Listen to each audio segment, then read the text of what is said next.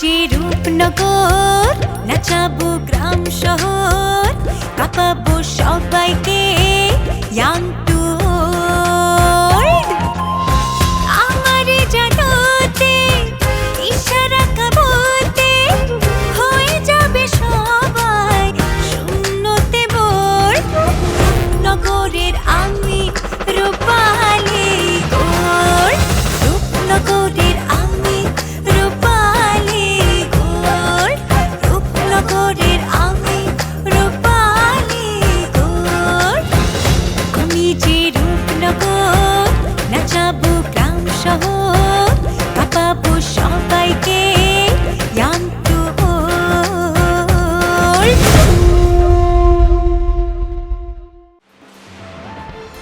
বাচ্চুর এত বড় সাহস আমার মায়ের তুলে নিয়ে গেছে। আজ বন্ধুও এখনো চিনে নাই। অন্যায় দিয়া অন্যায় বিচার। এই মাইয়াদারে এই আটকায় রাখা, তুই কি বিচার পাইবি, কি ফল পাইবি? আমি চাই তুই নিজের পায়ে দাঁড়া, কিন্তু সেটা তোর নিজের প্রচেষ্টায়। তোর নিজের পায়ে দাঁড়ানোর লগে ব্যবসা করণের লগে আমার বিয়ার তো কোনো সম্পর্ক নাই। আমরা শুধু একটা ব্যবসা না, একটা শক্তি করতেছি। যা তানহা,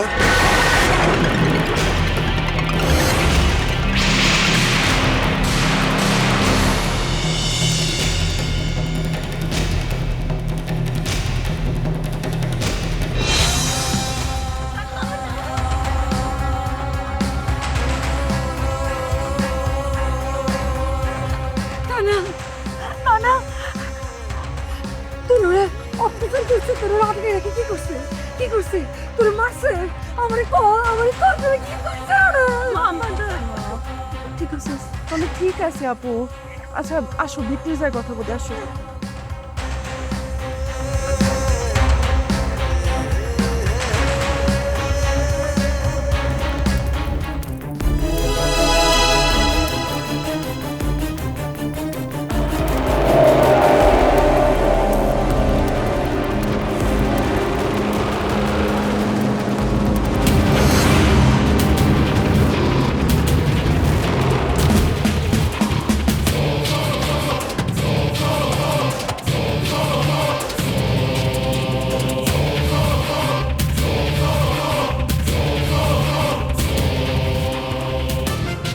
আপনি কি করলেন কি আম্মা?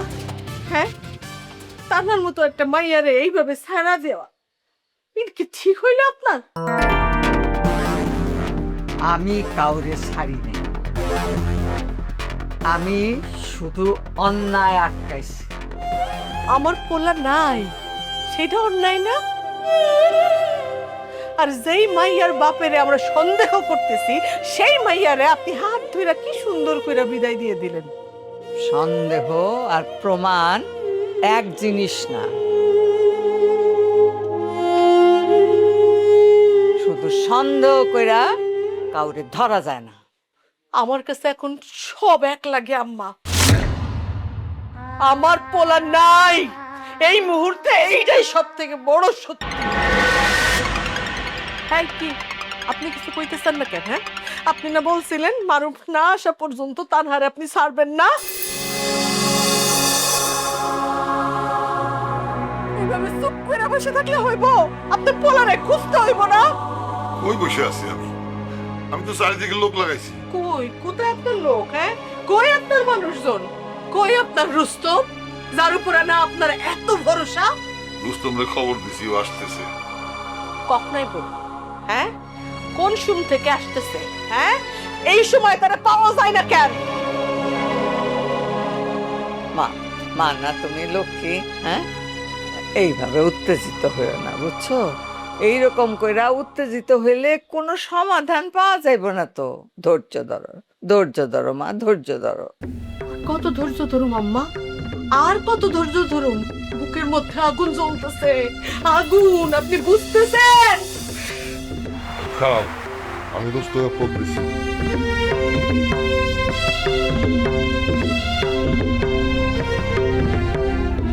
আর আমি তো ফোন কেটে দিচ্ছে। আবার ফোন করেন? চুপ করো, আমি দেখতেছি।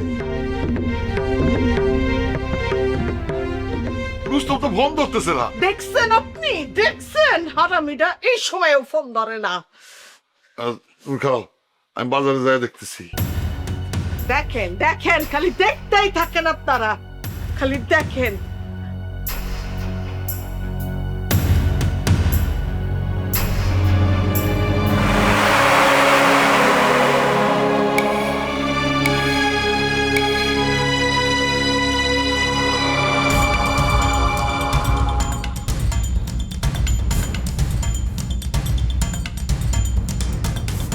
কি একটা ঝামেলার মধ্যে পড়ে গেলাম। আক্কা কোথা থেকে পুলিশ সামনে পড়ে কথা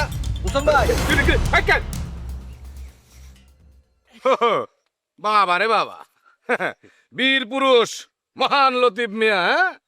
কি এমন কামটা ঘটাইলা? এখন তোমার পুলিশ উঠতে বসতে খালি খুঁজতেছে। তোমার লেগে মনে হচ্ছে আমারও গা টাকা দিয়ে চলতে হইব। একটু আগে পুলিশ আমার তোমার কথা জিগেল।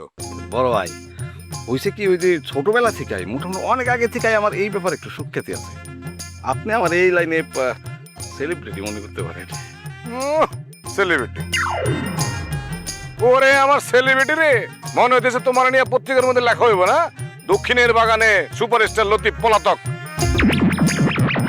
রাখো এই সমস্ত ফাইলের কথা বাদ দাও। এখন তুমি আমার একটা সত্য কথা কও। জি বড় ভাই কোন? এই মার উপরাটা কোনো খবর জানো? কি একটা আশ্চর্যের বিষয় কত, কটা দিন হয়ে গেল এখন পর্যন্ত কোনো হদিসে পাওয়া গেল না। সরাসরি ঠিক জানি না, তা গ্রামের বিভিন্ন লোকে বিভিন্ন রকম কথা কয়। কেউ কয় তারে নদীর ওই পারে পাঠাই দিচ্ছে, কেউ কয় অন্য এলাকায় সরাই রাখছে। হ্যাঁ, একটু আগে পুলিশের লগে দেখা হইলো। পুলিশ কইতেছে এখন পর্যন্ত একজিট কোনো হদিস পায় নাই, তবে সে নাকি অনেক ক্লু পাইছে। খালি একটা কথা কইলো যে আশাহত হইেন না, এই কই। বড় ভাই একটা কথা কই, এই যে দারোগাটা না, এটা কিন্তু ওই আগের গুলোর মতো অত সহজ সরল না। এটা একটু কেমন জানি সারাক্ষণ একটা গন্ধ সুগার মধ্যে থাকে। হ্যাঁ, সেটাই তো ভয়। এই দারোগার চোখে চোখ পড়লে মনে হয় কি বুকের ভিতরের মধ্যে কি আছে এটা হয় পুড়ে ফেলাতে পারবো। শোনো, ওই দারোগা কিন্তু তোমার কথা সরাসরি জিজ্ঞেস। আমার কথা হুম, বাজান, তখন আপনি কি কইলেন? কি কমু কইছি না, তারা তো আমি এরকম ভাবে চিনি না, কখনো দেখছি বলে মনে হয় না। তবে যদি কখনো তার সম্পর্কে কিছু জানি বা শুনি তখন আমি আপনার জানাবো, এটা দারোগারে আমি কইছি। বড় ভাই আপনি থাকলে আমার আসলে কোনো ভয়ই নেই। আরে দূর হ, এই সমস্ত ডায়লগ বন্ধ করো, সাবধানে চলাফেরা করবা, রাস্তা খুব একটা বেশি বেরোয় না। যাও, কই যেতেছিলে যাও। ঠিক আছে যাইতেছি, কিন্তু একদম সেলিব্রিটির আত্মগোপনে যাইতে হবে এই আর কি। এ তোমার এই ফাইজলামি কথা ছাড়বা না, না? এই কারণে কিন্তু তুমি তোমার কপাল একদিন পুরবা।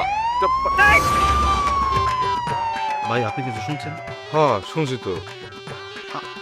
আমি একটা কথা কই বড় ভাই, আমার মনে হয় আমি কবরে গেলেও না এই পুলিশের সাইরেন আমার পিছু ছাড়বো না ভাই। আচ্ছা ভাই আমি যাই। হ্যাঁ যাও। আমি কই আসছিলাম ভাই? আরে সিপাত ছিলা না ঠিক, আমি এখন কই যাম ভাই?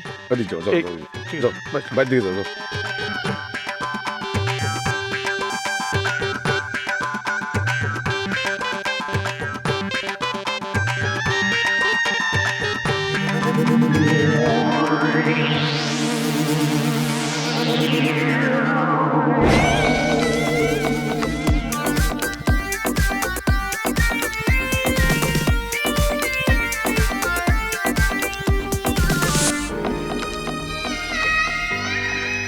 কি হইতাছে আমার পরিবারের উপর দিয়ে সব? একদিকে মায়াগো নিয়ে চিন্তা, অন্যদিকে ওর বাপের এই গ্রামের মানুষ সন্দেহ করতেছে। আল্লাহ, আমি তা সহ্য করতে পারতাছি না। আমার পরিবারের উপর দিয়ে এত বিপদ কেন যাইতেছে? আল্লাহ তুমি রহম করো। আচ্ছা, রান্না করে যাই, রান্না বাড়া সব পইরে রয়েছে। আপা, ভাইয়ের অবস্থা তো একদম যুদ্ধক্ষেত্র হয়ে গেছিল। আর বলিস না, আমি তো একেবারে ভয়েই শেষ। কিরে জুলাস, তোর তো এমন ভয় পাইতে কখনো দেখি নাই। না চাচি, কি কোন ভয় পাবো কেন, এমনি বসে আছে। এমনি আবার কি? তুই দেখোস নাই তোর চাচা কেমন আগুন হইয়া গেছিল? কেমনে কইতেছিল যে বাস্তুর বাড়ি একেবারে আগুন দিয়ে জ্বালাই দিব। আপা, আমার মাথায় কিন্তু একটা কথা ঢুকতেছে না। কি? দুলা ভাই সে কেমনে বুঝলো যে বাচ্চু চেয়ারম্যান তানহারে ঘরবন্দি করছে? বাচ্চুই তো তোর দুলাভাইয়ের ফোন করে জানাইলো, আর তারপরই তো তোর দুলাভাই একেবারে রাগে আগুন হইয়া গেল। সে তো চাইতেছিল সাথে সাথে বাস্তুর বাড়ি আগুন দিয়া জ্বালাইয়া দিয়া তানহারে তুললে আনবো। কিন্তু যাই হোক, আল্লাহ আমার মাইয়া ডারে একেবারে সই সালামতে বাড়িতে পাঠাইছে। তুমি যত যাই কও আপা, আমার কাছে মনে হয় না বিষয়টা এই জায়গায় শেষ। আবার কি? কেন তুমি বুঝতেছো না? তানহা যেমন হুট করে বাচ্চু চেয়ারম্যানের বাড়িতে গেল, নিশ্চয় এর পিছনে বড় কোনো কারণ আছে। জুলাস, তুই কিছু জানোস?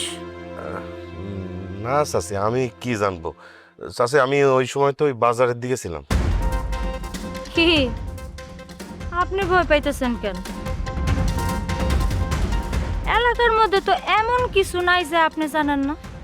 আরে না, ভয় পাওয়ার কি আছে? আমি তো ভয় পাই নাই। কি উল্টো পাল্টা কর। যাই হোক, তোর চাচার সামনে কিন্তু এখন মুখ সামলে কথা কইবি। উনি কিন্তু এখন খুব রাইগা আছে। ঠিক আছে চাচি, বুঝতে পারছি। আপা আমি একটা সত্যি কথা কই। আবার কি? আমার কেন জানি মনে হইতেছে যে তানহার মারুফের ব্যাপারটা আমরা যতটুক ভাবতাছি ব্যাপারটা আসলে অতটুকু না, আরো অনেক গভীরে চলে গেছে। আরে আস্তে করা, কেউ যদি শোনে তাহলে নতুন করে আগুন লেগে যাইবো তো। আগুন লাগার বাকি আছে? সত্যি তুমি চাপা দিয়ে রাখতে পারবা? আমার তো মনে হয় এটা সবই জানে। কি আপনার কি মনে হয়, জানে না সবই? আরে কি আশ্চর্য, আমার দিকে কেন তাক করতেছো? আমি সঠিক করে কোনো কিছুই তো জানি না। আন্দাজে কথা বললে হবে নাকি? আল্লাহ, এইসব কাহিনী যদি তোর দুলাভাই পুরাপুরি জানে তাহলে কি হইব? এটা ভাবতেই তো আমার ভয় লাগতেছে। এখনো যদি পুরাটা যায় না নাও থাকে, সামনে তো জানবই। জুলাস, জুলাস। জি চাচা। চাচা ডাকতেছে। শোন, জি। আমার মনে হইতাছে তোর চাচা মনে হয় নতুন করে কিছু পাকাইতেছে, একটু বাইর করার চেষ্টা করতো। ঠিক আছে।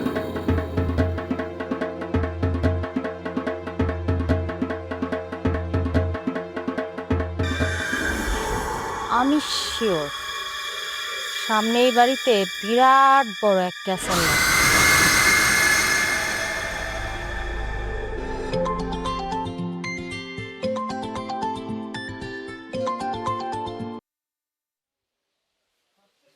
হ্যালো রিয়া।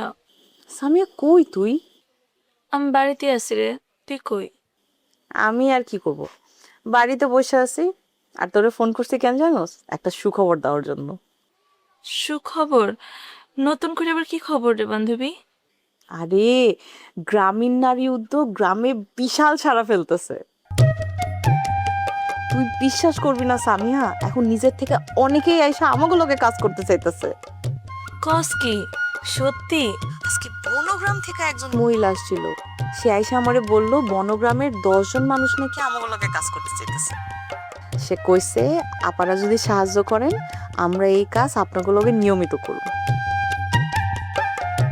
গ্রামের মেয়েরা এখন নিজেরা কিছু একটা করতে চায়, আর এটা দেখা শুনি না আমার নিজের বুকটা বইরা যেতেছে। রিয়া, এটা তো অনেক বড় কিছু রে। তুই ভাইবা দেখছস, আমরা যেটা ভাবছিলাম সেটা আস্তে আস্তে সত্যি হইতেছে। তোর আইডিয়া কিন্তু অনেক কাজে দিচ্ছে বান্ধবী। আরে ধুর, তুই না থাকলে কিচ্ছু হইতো না, তোর চেষ্টায় সব হইতেছে। তুই আরেকটু সময় দে আমাগুলোকে, বিশ্বাস কর আমরা এটারে অনেক দুনিয়া যেতে পারবো। আমি তো চেষ্টা করতেছি রে, কিন্তু ঘরের অবস্থা তো তুই দেখছসই। এই সময় বাবা একটু বাইরে যেতে মানা করে। তুই তো আর ছোট বাচ্চা না। বিয়ের কথাবার্তা চললে নাকি মেয়েদের একটু বাইরে যেতে সংযত থাকতে হয়। বুঝছি, আদি কাইল্লা কথা। আর শোন, নয়ন ভাইও কিন্তু সবসময় তোর কথা কয় জানোস। কি কয় আমার কথা? বলে সামিহা থাকলে আমাগো প্ল্যানটা আরো অনেক ভালো হইতো। বুঝছি। আর এত কিছুর পরেও কিন্তু নয়ন ভাই তোরে অনেক মিস করে। আমি বুঝি, নয়ন ভাই কিন্তু তোর মতামতরে অনেক মিস করে। কিন্তু বান্ধবী তুই যদি একটু সময় দিতে পারতি, বিশ্বাস কর সবকিছু আরো অনেক গোছানো হইতো। দেখি রে, আমি চেষ্টা করব। আচ্ছা রিয়া, তোরা একটা কথা কই। বল। আমগো তানহা হঠাৎ করে বলা নেই কওয়া নেই বাচ্চু চেয়ারম্যানের বাড়িতে গেছিল। কি কস? তারা নিজে গেছিল? হ, সে নিজেই গেছিল মারুফের খোঁজে। তুই তো জানোস মারুফ যে নিখোঁজ। সেটা তো পুরা গ্রামই জানে। আচ্ছা তানহার কত বড় সাহস রে, ও নিজে একলা ওই বাড়িতে গেছে। হ, ওইটা ভেবে তো আমিও প্রথমে বিশ্বাস করে নেই। এটা কিন্তু খুব রিস্কের কাজ হয়েছে সামিহা, তুই বুঝছস তো? এটা শুধু সাহস না, এটা কিন্তু অনেক বড় ঝুঁকি। হ, এখন কি অবস্থা? এখন বাড়িতে আছে, কিন্তু পরিস্থিতি খুব বেশি একটা ভালো না। আরো অনেক নাটক হয়েছে, পরে তোর সাথে দেখা হলে আমি কমনে। আচ্ছা রে সামিহা, আমি রাখতেছি এখন, আবার পরে কথা বলবো।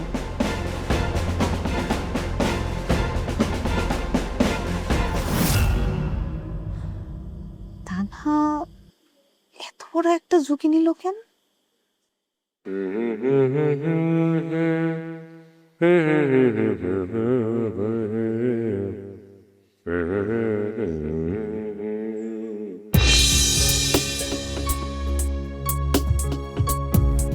এটা তো লাইলির ভাই রুস্তম, একলা বসে আছে কে? এখন জিগামু না, থাক, কি মনে করবো না করবো,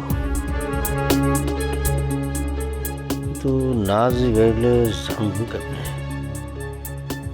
সে কেন অমত করতেছে? বোনের বিষয়ে জোর করা কি আসলে ঠিক হইব? না, সময় কম, পিছাইল হইব না।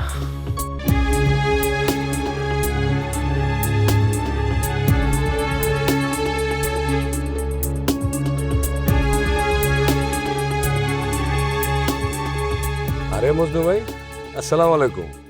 ওয়ালাইকুম সালাম। দোস্ত, কি খবর তোমার? জি ভাই, অনেক ভালো আছি। মানে ভাই কি কিছু কইবেন?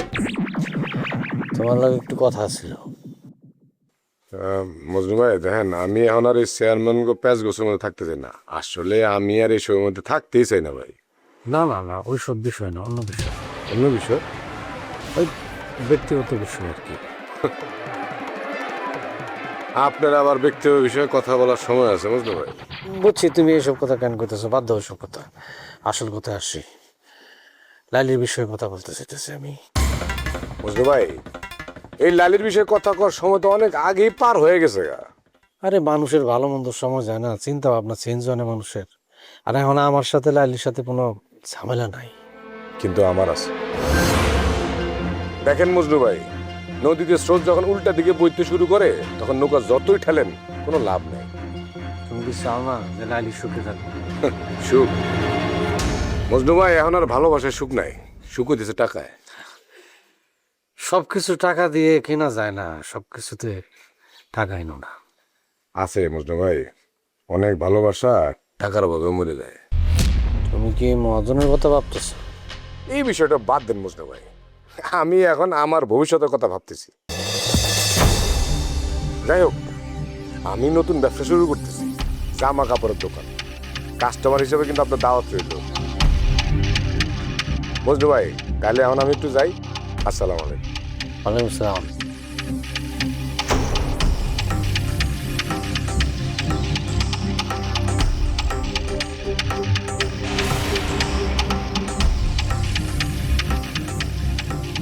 আমার খুব ভয় লাগতেছে, এভাবে চলতে থাকলে কিন্তু বড় কিছু একটা ঘটা যাইব।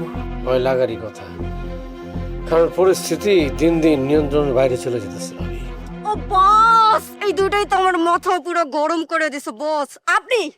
আপনি শুধু একটা অনুমতি দেন, এই দুইটার আমি সানডে মানডে কোস করে দেব, কোস খালাস। আমার পোলারে প্ল্যান করে নিয়ে গেছে, প্ল্যান করে নিয়ে গেছে আমার পোলারে। আমারও তাই মনে হয় চাচা। শোন, এর শেষ আমি দেখে সারুম।